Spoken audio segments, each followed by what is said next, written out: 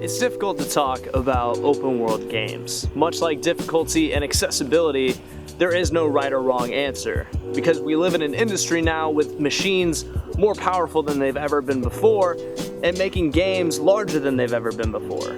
So this battle of escalation has kind of led us to where we are today, playing and wondering, have we done this before?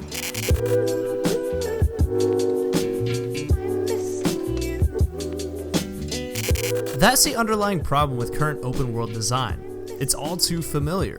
I can't begin to count how many random collectibles, outposts, communication towers, and horses being too far away from me.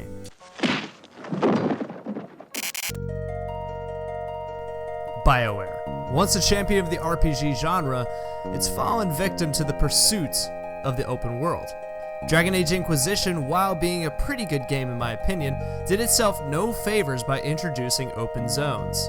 The best parts of Dragon Age Inquisition were the linear slices of story. The scripted moments were the characters were the focus, not the world. It has some moments that will have you thinking this is a BioWare game of old, but then you get tossed back out into the husk of this world and all that handcrafted magic is lost. This game's potential when not dealing with the open world is actually really good. If the zones were stripped for a more linear game, I bet Inquisition would be widely regarded as an equal to BioWare's previous outings, rather than just a half-melted ice cream cone. Now, not all transitions to the open world are bad. Some developers take the new direction and set a new standard with it. Now, the obvious choice here for me would be talk about The Witcher 3, but I've very clearly already talked about that enough. So instead, let's talk about a game that I recently beat, The Legend of Zelda: Breath of the Wild.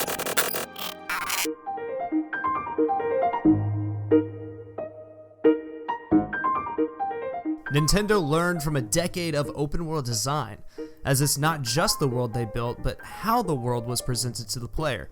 Honestly, I feel this isn't even considered open world more than sandbox. Breath of the Wild is one of the few huge open world games that respects players' time.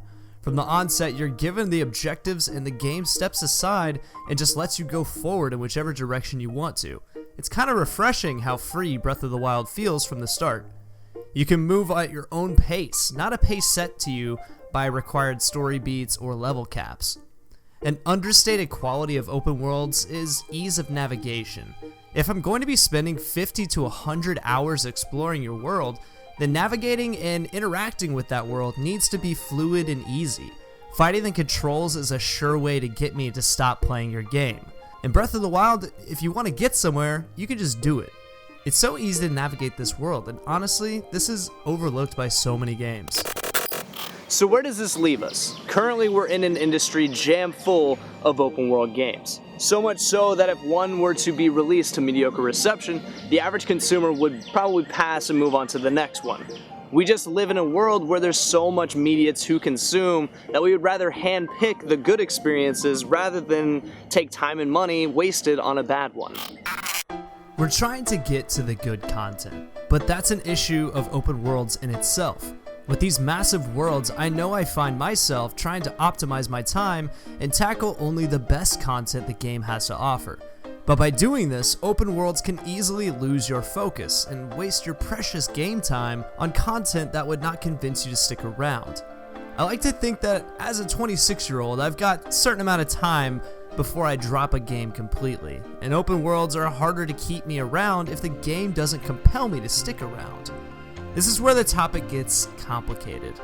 Because the worlds are so big and have so many activities, you the player determine the order of things you do and see. The developer can't control how the player interacts with the world or in what order. An example of this would be when a random event is supposed to be encountered a specific way for it to play out correctly, but you approach it from one of the many angles the open world gives you, and the game kind of stumbles over itself and kills any immersion or emotion in the moment. Recently, I stopped playing Assassin's Creed Odyssey, and it wasn't because I was having a terrible time.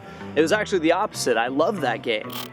The story was really interesting. The gameplay was fun and fluid, but the further I went into the game, the greater and greater the scale of activities and systems weighed on me. I was cool with having a massive ancient Greece to explore, as it was fun to get around, but the mercenary system, cultists, loot, side content, sea exploration, DLC, skill trees... I'm not gonna lie, this game gave me anxiety with all the things that could be done. I wasn't having a bad time, but I dropped the game because I felt in the time it would take me to run through this game with my OCD ass, I could have 2 to 3 other experiences.